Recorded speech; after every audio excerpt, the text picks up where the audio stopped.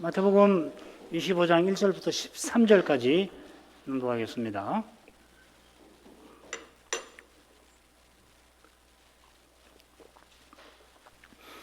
그때의 천국은 마치 등을 들고 신랑을 맞으러 나간 열 처녀와 같아 하리니 그 중에 5은 미련하고 5은 슬기 있는지라. 미련한 자들은 등을 가지되 기름을 가지지 아니하고 슬기 있는 자들은 그릇에 기름을 담아 등과 함께 가져갔더니 신랑이 드디 오므로 다 졸며 잘세. 밤중에 소리가 나되 보라 신랑이로다 맞으러 나오라 하매 이에 그 처녀들이 다 일어나 등을 준비할세. 미련한 자들이 슬기 있는 자들에게 이르되 우리 등불이 꺼져가니 너희 기름을 좀 나눠달라 하거늘 슬기 있는 자들이 대답하여 가로되 우리가 너희의 쓰기에 다 부족할까 하노니 차라리 파는 자들에게 가서 너희 쓸 것을 사라 하니 저희가 살아간 동안에 신랑이 오므로 예비하였던 자들은 함께 혼인잔치에 들어가고 문은 닫힌지라. 거기에 남은 처녀들이 와서 가로되 주여 주여 우리에게 열어주소서. 대답하여 가로되 진실로 너희에게 이르노니 내가 너희를 알지 못하노라 하였느니라. 그런즉 깨어 있으라. 너희는 그날과 그 시를 알지 못하느니라.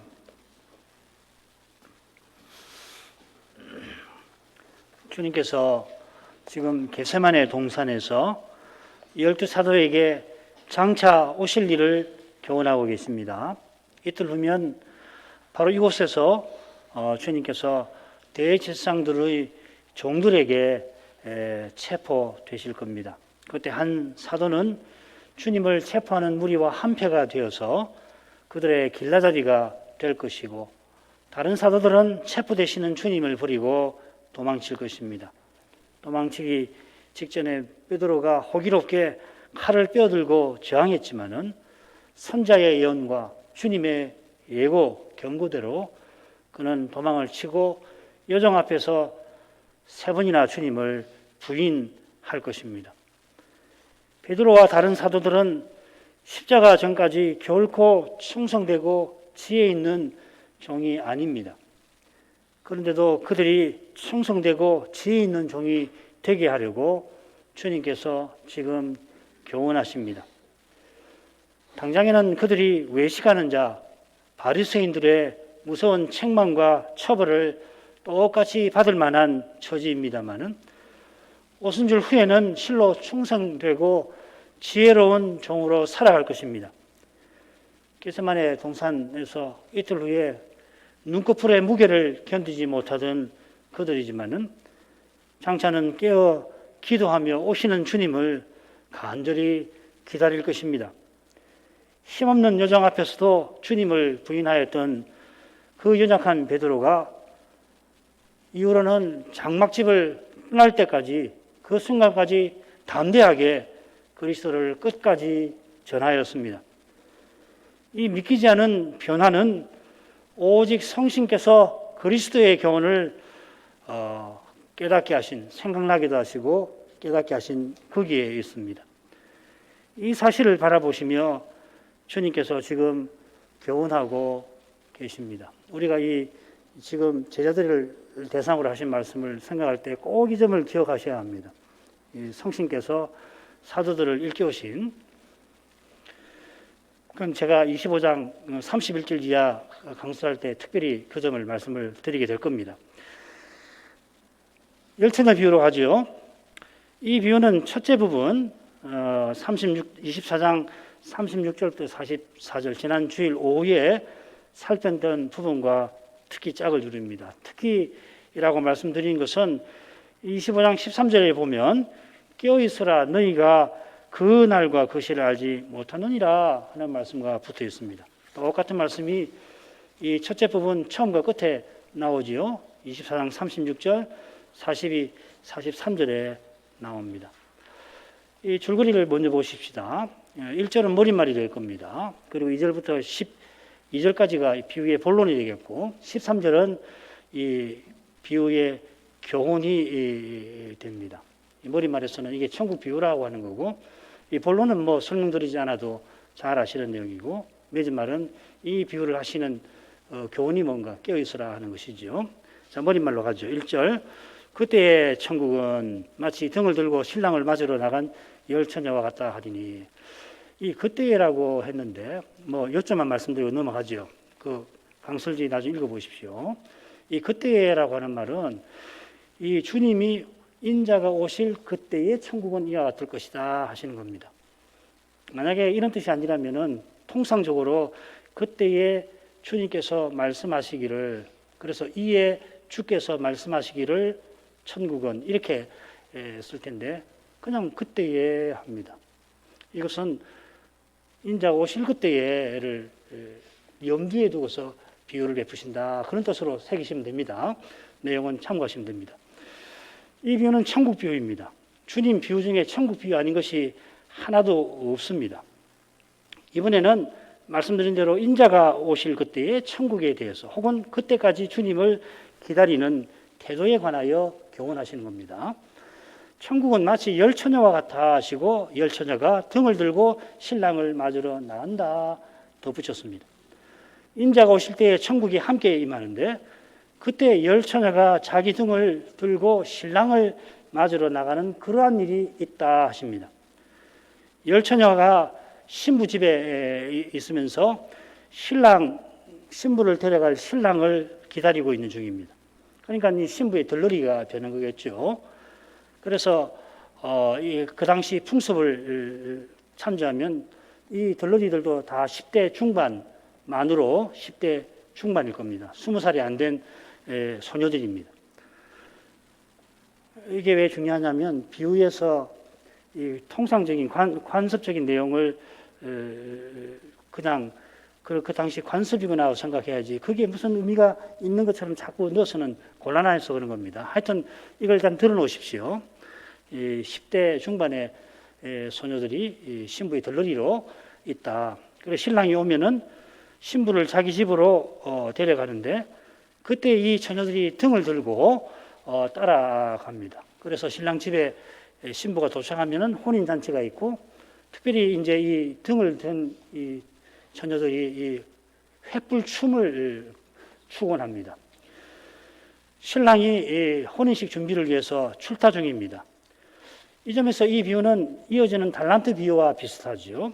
달란트 비유에서 주인이 종에게 일을 맡기고는 타국에 갔고 타국에서 일을 다 보고는 돌아옵니다.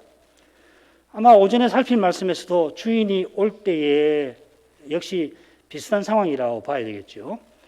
그처럼 신랑이 혼인 준비를 위하여 출타 중인데 그 일을 다 보고 돌아와서는 혼인잔치의 주인공으로 참여하는 겁니다.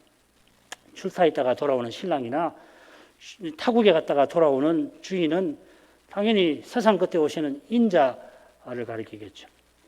그처럼 세상 끝에 인자가 오셔서 혼인잔치가 있을 겁니다. 이 혼인잔치를 일러 어린 양의 혼인잔치라 부릅니다. 계시록 19장에 나오죠. 어린 양의 혼인잔치가 있다 했으니까 당연히 혼인이 있겠죠. 우리 성경에는 어린 양의 혼인 기약이 있다 그랬는데 그냥 혼인이 있다 하는 말입니다. 그리고 그 아내가 예비된다 했습니다. 바로 이 사실이 이 요한계시록 21장 끝에 나오는 내용입니다. 21장 2절과 9절 10절을 읽겠습니다. 또 내가 보매 요한이죠. 거룩한 성 새 예루살렘이 하나님께로부터 하늘에서 내려오니 그 예비한 것이 신부가 신랑을 위하여 단장한 것 같더라. 9절 7 대접을 가지고 마지막 7 재앙을 담은 7 천사 중 하나가 나와서 내게 말하여 가로되 이리 오라. 내가 신부 곧 어린 양의 아내를 네게 보이리라고 성신으로 나를 데리고 크고 높은 산으로 올라가 하나님께로부터 하늘에서 내려오는 거룩한 성 예루살렘을 보이니.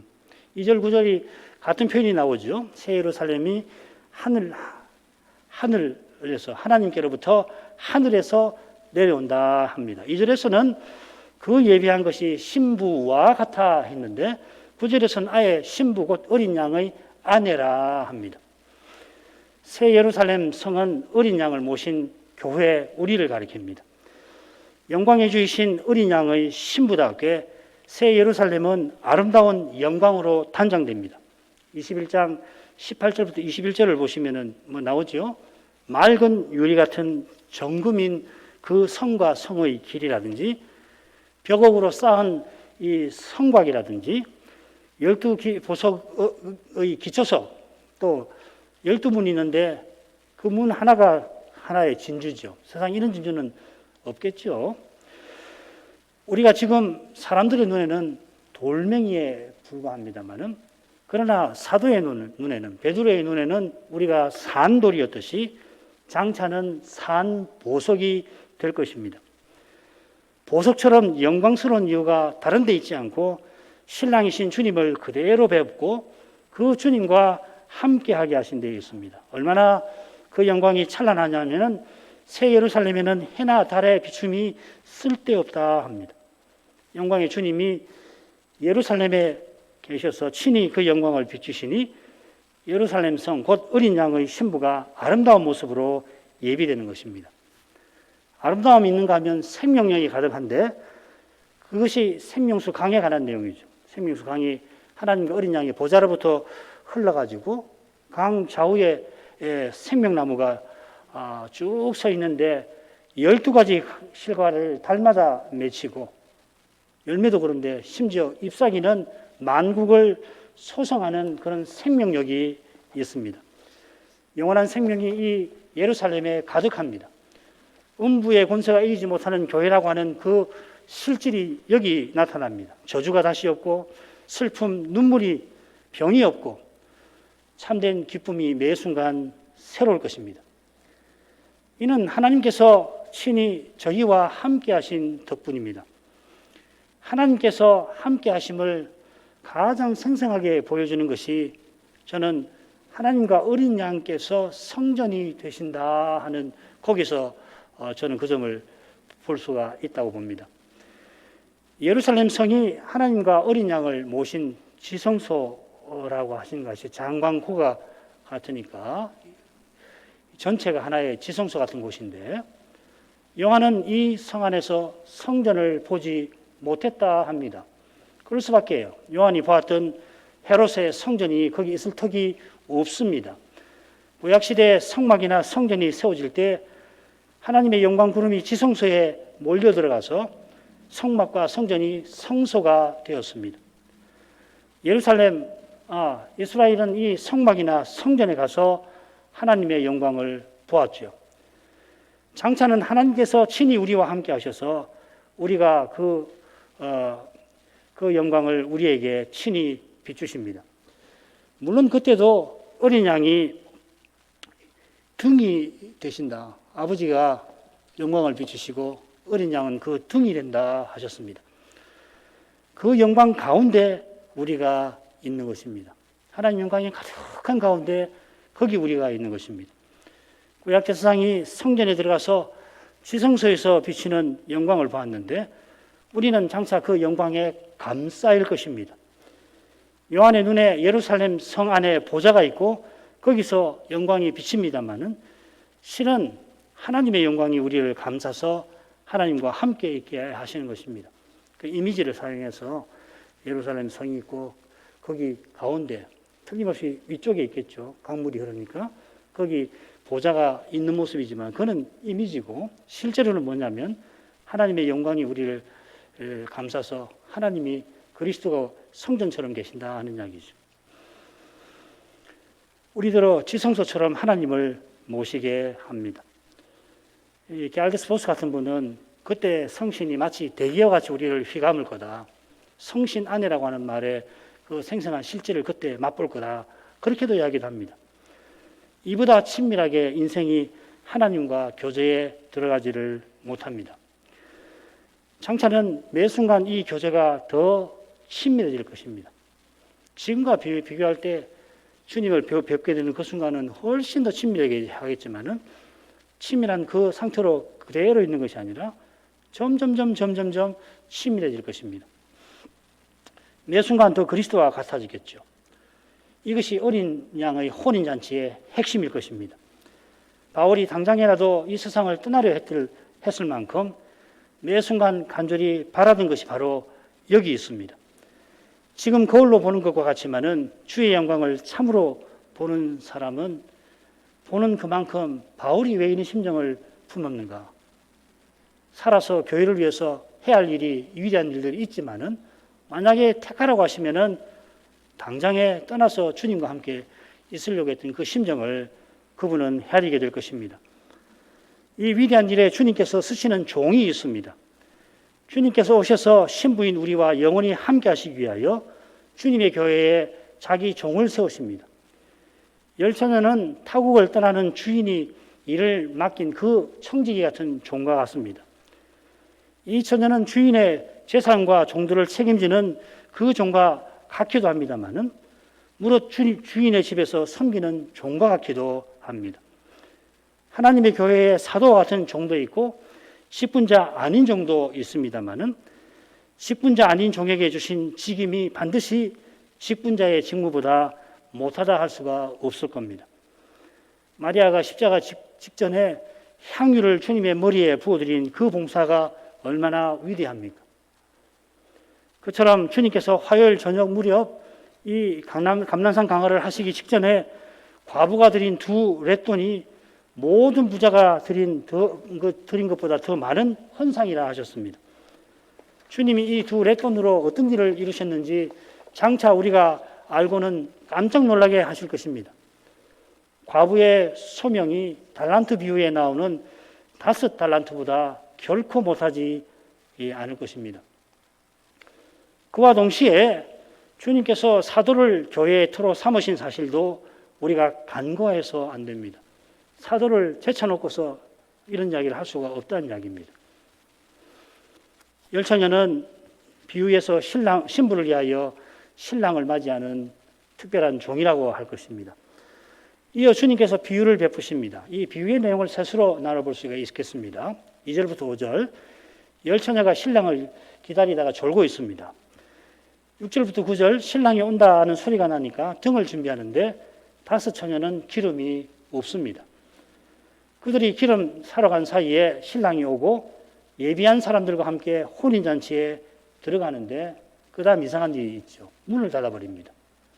그리고 그 다음에 나오는 내용 한번 잘 생각해 보십시오. 미련한 처녀들이 하는 말과 그들에게 하는 말이 마태복음 어디에 나오는가 한번 생각해 보십시오. 자, 2절부터 5절로 가겠습니다. 그 중에 5은 미련하고 5은 슬기 있는지라. 미련한 자들은 등을 가지되 기름을 가지지 아니하고 슬기 있는 자들은 그릇에 기름을 담아 등과 함께 가져갔더니 신랑이 드디어므로 다 졸며 잘세. 이 미련하다는 말 마태복음에 6번 나옵니다. 3번은 이 비유에 나오고 나머지 셋 중에 산상보원에 2번 나오고 한 번은 23장에 화 있을진저 하신 그 바리새인을 가리켜서 미련하다, 우명이라고 번역됐죠. 산상보원에서 이 표현은 지혜 있는 건축자와 대조되는 미련한 건축자를 가리킵니다. 산상보원도 제 말씀을 드렸죠. 이건 일반 교인들에게만 해당되는 게 아니고 우선적으로는 직분자에게 해당되는 말이라고. 아울러 지옥불에 들어갈 사람이 형제를 미련한 놈이라고 부르지요. 지옥불에 들어갈 바리새인이 감히 형제를 저주하는 것입니다. 주님께서는 그 바리새인 보고 미련한 자라, 우명이라 부르십니다. 요컨대 주님께서 지금 말씀하시는 미련한 처녀라는 것은 눈치 없는 사람이나 우리말 지금 현재 우리 쓰는 말에 미련하다 할 때 눈치가 좀 떨어지는 사람 혹은 두뇌 회전이 둔한 사람을 가리키곤 하는데 그거 아니죠. 바리새인은 두뇌 회전이나 눈치가 빛보다도 빛만큼 빠른 사람들입니다. 그들을 왜 미련하다고 하시는가? 자기가 소경이면서 소경의 인도자가 되려 했던 데 있죠.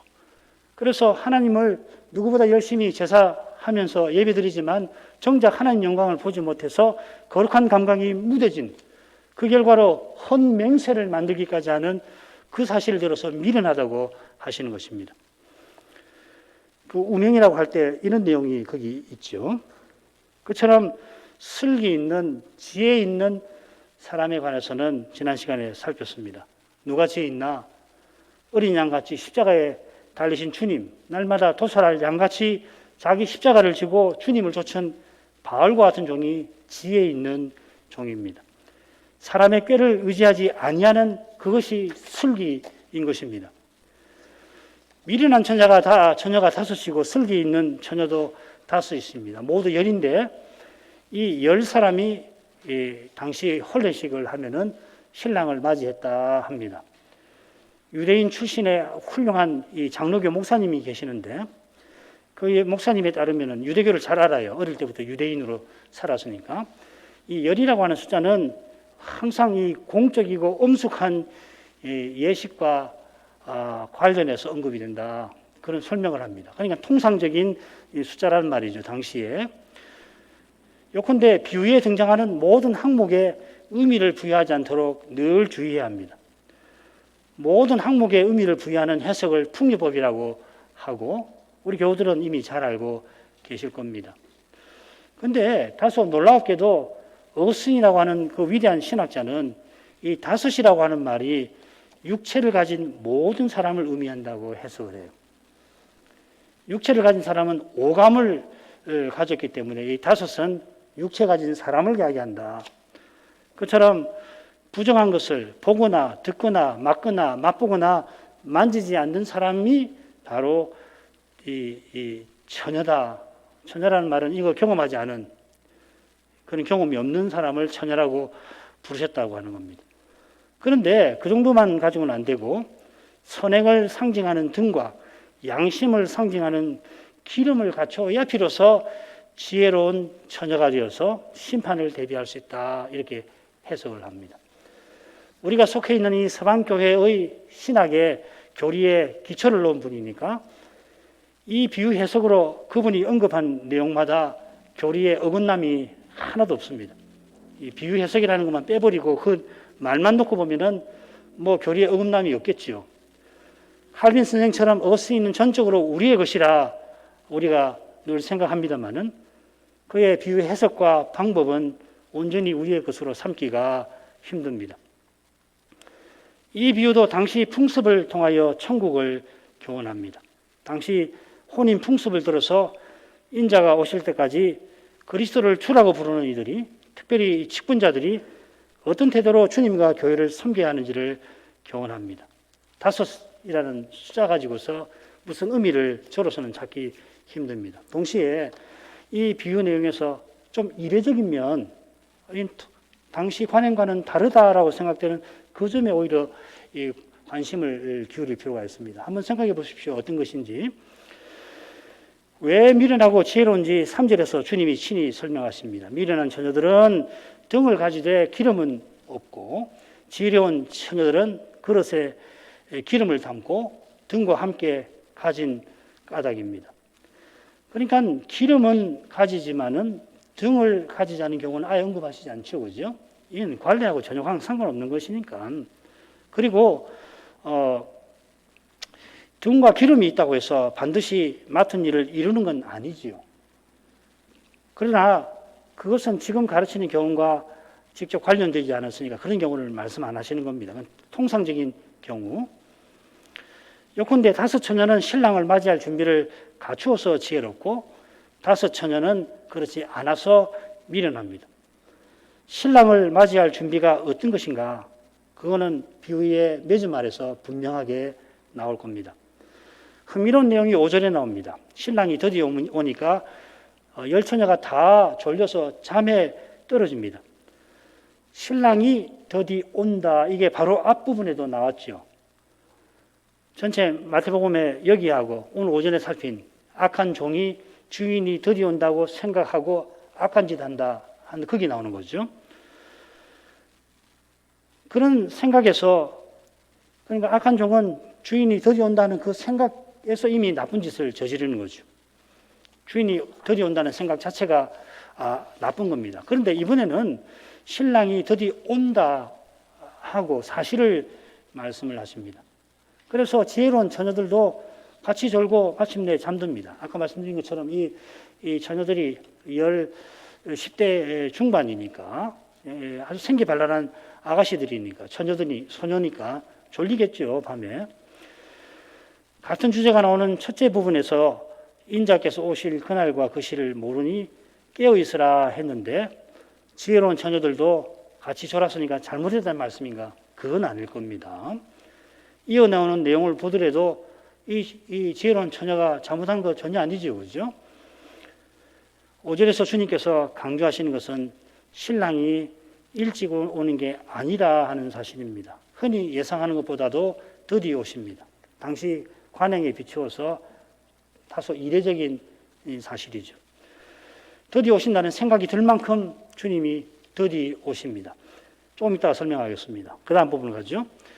밤중에 소리가 나되 보라 신랑이로다 맞으러 나오라 하며 이에 그 처녀들이 다 일어나 등을 준비할세 미련한 자들이 슬기 있는 자들에게 이르되 우리 등불이 꺼져가니 너희 기름을 좀 나눠달라 하거늘 슬기 있는 자들이 대답하여 가로되 우리와 너희의 쓰기에 다 부족할까 하노니 차라리 파는 자들에게 가서 너희 쓸 것을 사라 하니. 그러니까 여기서 파는 자가 누구고 이런 거 생각할 필요가 없는 것이죠. 그죠? 밤중에 소리가 납니다. 밤중에 신랑이 온 것은 관행에 속한 것은 아닙니다. 그러니까 신랑은 밤에 와야 한다 그런 법 없습니다. 그보다는 신랑이 그날 늦게까지 혼인 준비를 했다는 겁니다. 대개 이 신랑은 신부 즉 부모에게 지참금을 드려야 되는데 이 문제 때문에 시간이 많이 걸린다고 해요. 얼마를 지참금으로 줄 거냐 받을 거냐 이는 옥신각신도 있고 또 돈을 준비하는 데 시간이 걸린다는 겁니다. 인자께서 장차 오시기 위하여서 얼마나 많은 문제를 해결하셔야 하는지 우리는 다 헤아리지 못합니다. 그만큼 인생의 죄가 많고 큰 데다가 복잡합니다. 나 개인의 삶을 자신의 삶을 반추해봐도 그렇습니다. 얼마나 죄가 많은지 몰라요. 이 죄로 말미암아 생긴 얼마나 많은 상황이 있는지 그 실타래를 우리는 다 풀 수가 없습니다. 주님만 그 모든 실타래를 아시고 푸시는 것입니다. 이미 십자가에서 우리의 모든 죄값을 다 치르셨습니다. 그렇잖아요. 우리 구원 없는데 뭐 노력해야 할 하나도 없습니다. 그런데 주님께서는 주님의 몸을 통하여 다시 오실 때까지 죄의 군세와 싸우십니다. 그리스도의 남은 고난이 이 신령한 싸움과 붙어 있습니다. 십자가로 이미 우리의 구원을 위해서 모든 일을 행하셨습니다마는 왜 이렇게 하시는가? 주님의 몸인 우리가 머리신 그리스도에게로 자라가게 하시려고 그렇게 하시는 겁니다. 이것은 그저 선택하신 마지막 사람까지 구원하시기 위하여 시간이 필요하겠죠. 그래서 그러시는 것만 아닙니다. 이 김홍전 목사님 이 그리스도의 지체로 사는 삶을 꼭 읽어보시길 바랍니다. 시간 나시는 분은 굉장히 중요한 겁니다. 왜 십자가로 구원하신다고 우리가 고백하고 사실인데 왜 이렇게 2000년이 지나도록 오시지 않는가? 무엇 때문인가? 왜 우리가 예수 믿고 즉시로 하늘로 가지 않고 이 땅에 사는가? 사는데 우리 개혁파는 이 땅에서 소명을 이루어야 된다는 걸 강조해요. 매우 중요합니다. 그런데 왜 우리에게 주어진 삶은 길지가 않은 건가요? 이 짧은 세월, 제대로 그리스도를 믿고 각성하고 뭘 해보려고 할 때 세월이 길지 않거든요. 왜 이 짧은 세월을 살게 하셨는가? 생각해 볼 수 있지 않습니까? 그러니까 이 땅에서 우리가 믿음으로 행하는 그 일의 의미가 어디에 있겠느냐 하는 겁니다. 우리가 오늘도 살아가는 삶의 의미가 도대체 뭐에 있나? 우리의 행위에 있나? 아니면 어디에 있나? 하는 것이죠. 그런 점에서 이 김 목사님 책을 다시 한번 그런 각도로 한번 쭉 읽어보실 필요가 있을 것입니다. 사람의 눈에는 주님 안에서 하나의 새로운 사람이 온전한데 이러는 일을 지금 하고 있어요. 사람의 눈에는 지금 이것과 정반대되는 그리스도의 교회가 머리신 그리스도의 교회로 자라가게 하신다는 것과 정반대로 보이는 그런 기독교의 태조가 지금 더욱 심해져 가고 있는데 주님께서는 오시기 직전에 마귀를 결박에서 잠시 풀려나게 하시기까지 하시면서 주님의 교회를 영광의 목표로 인도하십니다. 왜 이런 방식으로 하시는가? 왜 우리로 고난받게 하시는가? 왜 마귀가 공격하도록 해서 미혹과 핍박과 환난을 당하게 하시는가? 저는 다 모르겠습니다만은 주님께서 신비한 방식으로 죄의 권세를 물리치고 계신다 하는 것은 분명해요. 이게 다시 오시는 그날에 얼마나 중요한지 우리가 심판대 앞에서 알게 될 것입니다. 신랑의 일행이 큰 소리로 보라 신랑이로다 맞으러 나오라 합니다. 잠들었던 처녀들이 큰 소리가 나자 등을 준비합니다. 등을 준비한다고 번역을 해놨는데 원래 등이라는 말이에요. 미크노스라는 말인데 실은 장대 끝에 기름 묻힌 송뭉치를 달아서 거기에 불을 켜서 횃불을 켜는 겁니다. 횃불을 켜고는 신랑 집까지 잔치 행렬을 이루면서 가는 거예요. 열처녀가 통상적으로 횃불을 만들어서 캄캄하잖아요. 전기가 있는 세상이 아니니까. 더구나 밤이니까. 그리고 가면서 15분 간격으로 이 손뭉치에다가 이 감람류를 부어야지 계속해서 불이 활활 타고 가는 것이죠. 그래서 기름이 필요한 겁니다. 그래서 기름을 따로 그릇에 담아가지고 15분 가면은 또 그 손뭉치에다 기름을 끼얹어가지고 또 활활 타르게 하고 그렇게 해야 되는 겁니다. 그리고 신랑 집에 도착하면은 잔치가 벌어지는데 이 처녀들이 횃불을 들고 춤을 추는 그런 일도 있다고 합니다. 신랑이 온다 하니 처녀들이 횃불을 켭니다마는 미련한 처녀들은 기름을 준비하지 않은 탓에 우리 등불이 꺼져간다 합니다. 지금 등불을 켜고 준비하고 있는 거 아닙니다. 지금 신랑이 온다고 그러니까 얼른 불을 켰는데 기름 묻힌 송뭉치에다가 불을 켰는데 그 사이에 불이 꺼져가는 거예요. 기름이 없으니까 그걸 끼얹어서 계속 타오르도록 할 수 없다는 이야기입니다. 그래, 너희 기름을 좀 나눠달라. 사정은 딱하지만은 기름을 나눠줄 수가 없지요. 우리와 너희 쓰기에 다 부족할까 하노라. 차라리 파는 자들에게 가서 너희 쓸 것을 사라. 하는 수 없이 미련한 처녀들은 신랑 오기 전에 떠납니다. 이런 것들이 무슨 의미를 다 부여할 건 없죠. 준비가 안 됐다 이 말이죠. 그죠? 그 다음 저희가 살아간 동안에 신랑이 오므로 예비하였던 자들은 함께 혼인잔치에 들어가고 문은 닫힌지라. 그 후에 남은 처녀들이 와서 가로되 주여 주여 우리에게 열어주소서. 대답하여 가로되 진실로 너희에게 이르노니 내가 너희를 알지 못하노라 하였느니라. 미련한 처녀들이 가고 신랑이 그 사이에 옵니다. 예비하였던 자들이 신랑과 함께 신랑 집으로 들어갑니다. 이 예비하였던 자들은 슬기로운 5 처녀겠죠, 그죠? 이 문맥을 봐서도 짐작이 됩니다만은 여기 이 여자를 가리키는 표현이 나와요. 그 예비한 자라 하는 표현은 마태복음에 4번 나오는데 우리가 지난주 오후에 살폈던 그 부분에 나옵니다. 흥미롭게도 왕의 아들의 혼인잔치에도 2번 나옵니다. 여기는 혼인잔치가 예비됐다 그렇게 되어 있죠. 첫째 부분에서 교훈하듯이 예비한다는 것은 깨어있다는 것입니다. 그처럼 13절에서도 예비한 5 처녀를 들어서 깨어있으라 하십니다. 비유는 예비한 처녀들이 혼인잔치에 들어간 것으로 끝나질 않습니다. 미련한 5 처녀를 주님은 남은 처녀라 부르십니다. 이 남은 처녀라 하는 말은 문이 닫힌 그 후에 잔치에 참여하지 못하고 밖에 남아있는 모습을 보여줍니다. 이것은 당시 관행에 나선 겁니다. 기름을 준비하지 못했다고 해서 신부 들러리가 잔치에 참여하지 못하게 했을 리는 없습니다. 주님께서 관행을 들어 천국을 교훈하시지만은 천국이 본래 관행과 다른 거니까 관행과 다른 내용이 천국 비유에 등장하는 법입니다. 비유 보면 들어 그렇죠, 그죠? 겨자씨 비유 같은 데서도 이 관례와 다른 내용들이 나오잖아요. 그처럼 이어지는 내용은 산상보훈의 마지막 부분을 생각나게 합니다. 주님께서 장차 주여 주여 우리가 주의 이름으로 선제 노릇하였나이다 하는 이들에게 내가 너희를 알지 못하니 내게서 떠나가라 하실 것이라 하셨습니다.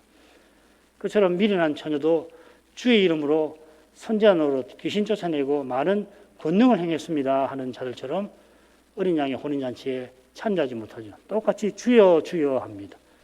그리고 열어주셔서 들어가게 해주십시오. 그런데 그 신랑은 나는 너희를 알지 못한다. 13절 그런즉 깨어있으라 너희는 그 날과 그 시를 알지 못하느니라. 우리가 말씀드린 대로 이 지난 주일 오후에 43, 44절에서 이 주제를 길게 살핀 줄 압니다. 바울 사도가 신약 성경 중에 가장 일찍 쓴 서신 데살로니가 전서 후서에서 특별히 전서 5장에서 다시 오시는 그리스도를 기다리라 권했습니다. 사도 자신이 그리스도와 같아지는 그 순간을 향하여 날마다 살아갔습니다. 내게 사는 것이 그리스도라 고백하고 그리스도를 의지하고 드러내고 바라보며 살아갔습니다. 이게 믿음과 사랑의 흉배를 붙이고 구원의 소망의 투구를 쓴다는 말이죠. 이게 깨어있는 삶인 것입니다. 그처럼 비유에 나오는 처녀들은 신랑이 오실 그 시기에 사는 직분자와 신자만 가리키는 건 아닙니다. 주님이 하늘에 오르시고 아직 예루살렘이 멸망하기 전에 바울 사도가 주님 오시기를 간절히 바랐던 그 심정과 태도가 모든 시대, 모든 신자에게 절실한 것입니다. 이 심정은 오직 그리스도를 모시는 거고 그 태도는 그분을 전부로 삼는 것입니다. 이런 심정과 태도가 아니면 누구라도 악하고 미련한 종이 될 수 있습니다. 직분자는 더더욱 그렇죠. 그처럼 이 두려운 사실을 늘 깨닫고 인생이 이렇게 약하다는 것을 알고 겸손히 주의 이름을 부르는 교회와 신자는 사도와 같은 심정과 태도에 이르게 하실 것입니다. 심판의 말씀에서도 참된 믿음은 구원과 소망의 빛을 보는 것입니다. 기도하겠습니다. 자비하신 하나님, 독생자를 아끼지 않고 내어주신 그 사랑을 독생자께서 베풀어 주시는 말씀에서 맛보게 하십니다. 주님이 이틀 후 겟세마네 동산에서 십자가를 앞두고 간절히 기도하실 때에 특히 세 제자에게 시험에 들지 않게 깨어 기도하라 하셨지만은 그들은 필시 피곤한 나머지 졸음을 견디지 못하였습니다. 그들이 시험에 들어 아주 넘어지지 아니하였는데 주님이 그들을 위하여 간구하신 덕분입니다. 이러한 사랑으로 주님께서 열처녀 비유를 제자들에게 오늘날 우리에게도 베풀어 주십니다. 저희가 어떤 시대를 살아가고 있는지 일깨워 주시고 이런 시대를 살아가는 마땅한 태도와 심정을 주의 신실한 종 바울 사도에게서 잘 배우게 하옵소서. 사도가 너희는 나를 본받는 자 되어라 하였는데 그 사도처럼 오직 그리스도를 전부 삼는 그런 심정과 태도를 저희에게 꼭 내려 주시옵소서. 예수님 이름으로 기도합니다. 아멘.